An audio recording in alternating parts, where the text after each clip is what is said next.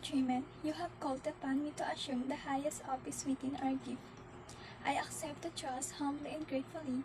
My sole determination is to be president for the people. The office of president is the highest in the land. It can be the humblest also if we regard it, as we must in the light of basic democratic principles. The first of these principles is a declaration of the Constitution that sovereignty resides in the people and all government's authority emanates from them. The simplified means that all of us in public office are servants of the people. As I see it, your mandate in the past election was not a license for the selfish enjoyment of power by any man or group of men. On the contrary, it was an endorsement of the principle, at times forgotten, that the general welfare is the only justification for the exercise of governmental power and authority. Your mandate was clear and urgent command to establish for our people a government based upon honesty and morality, a government sensitive to your needs, dedicated to your best interests, and inspired by our highest ideals of man's liberty.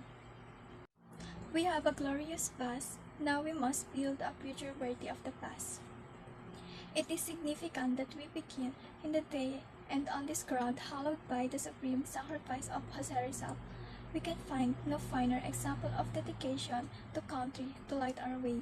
All too often, however, we speak of Rizal and Del Pilar, Bonifacio, Mabini, and our host of heroes as if their work were done. As if today, their spirit has ceased to have any meaning or value to our people. The truth is that we need their spirit now. We need men and integrity and faith like Rizal and Del Pilar, men of action like Bonifacio, men of inflexibility, patriotism like Mabini. We need their zeal, their self-reliance, their capacity for work, their devotion to serve, their ability to lose themselves in the common cause of building a nation. I will have such men from this day. The members of my administration, beginning with myself, shall cease to belong to our parties, to our families, even to ourselves. We shall belong only to the people. In the administration of public affairs, all men entrusted with authority must adhere firmly to the ideas and principles of the Constitution. I will render and demand uncompromising loyalty to the basic tenet of the Constitution, that you, the people, are sovereign. The rule of government must be service to you. Accordingly, I pledge my administration to your service.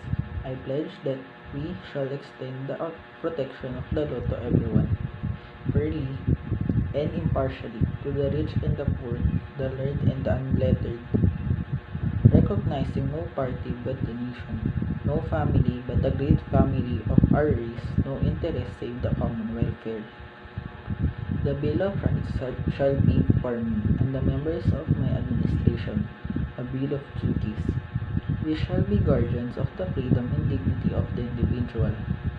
More than this, we shall strive to give meaning and substance to the liberties guaranteed by our Constitution, by helping our citizens to attain the economic well-being so essential to the enjoyment of civil and political rights. The separation of powers ordained by our Constitution as an effective safeguard against tyranny. We shall be preserved zealously. Mutual respect for the rights and prerogative of each of the three great departments of the government must be observed. The legislative power vested by the Constitution and the elected representatives of the people will, I trust, operate vigorously to prosecute our common program of honest, efficient, and constructive government. As executive, I look forward to intimate cooperation with the members of Congress, particularly with those statesmen who have stood guard over the rights and liberties of our people. The independence of the judiciary shall be strengthened.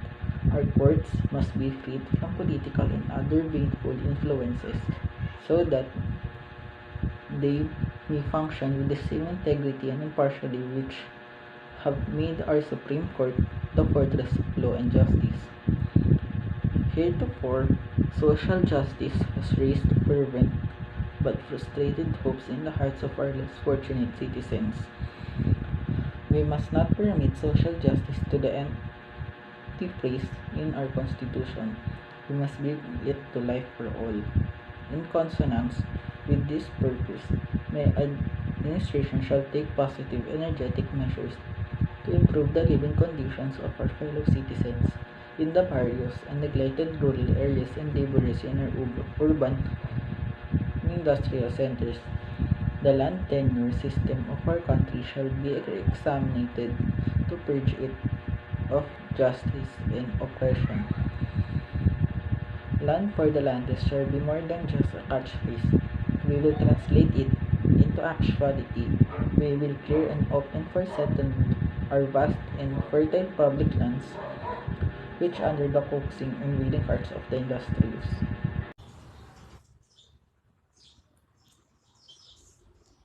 It is to our common interest that this republic, a monument to mutual goodwill and common labor, should prove to the world the vitality of the democracy by which we live. We shall continue to cooperate with the United Nations in seeking collective security and just world peace. No effort will be spared, no element of cooperation will be withheld in strengthening and safeguarding our physical security. We are prepared to live up to all our obligations under our mutual defense treaty with the United States.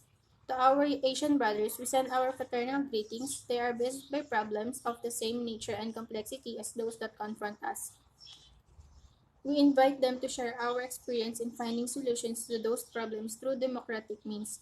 It is my solutions to it is my hope that we can exchange experiments and information and methods that each of us has found most effective in subduing illiteracy, poverty, disease, underproductivity, and other common evils which have afflicted our countries to past generations. The problems and opportunities ahead of us set the measure of the effort we must exert in years to come. We must have united to solve our problems, cooperation to exploit our opportunities. I argue to forego partisan differences whenever the national interest clearly demands united action. We must not be distracted from our work. We have no time for petty strife. Certainly, we cannot temporize with armed dissidents.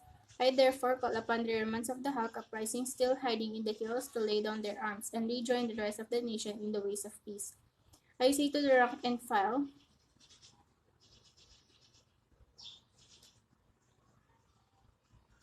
I say to the rank and files of the Hawks who have been misled by the lies of the Kremlin that they can win the economic security and social justice they desire only within the framework of our democracy.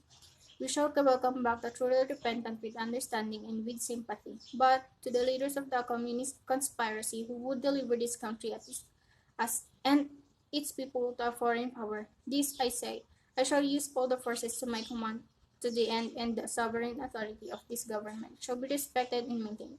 There can be no compromise with this loyalty. I have been warned that too much is expected of this administration, that our people expect this impossible. For this young and vigorous nation of ours, nothing is really impossible. Let us have faith in ourselves, the same faith that fired the heroic generation of revolution. They waged and won their struggle with nothing but bullets in their hats and courage in their hearts. Without political training experience, they wrote a constitution comparable with the best and established the first republic in Asia. Our own generation was told by daughters and enemies that we would never have independence from the United States. We live today under a free and sovereign republic. Our fate was fulfilled. Today, we are told anew that it is impossible to do what we must done.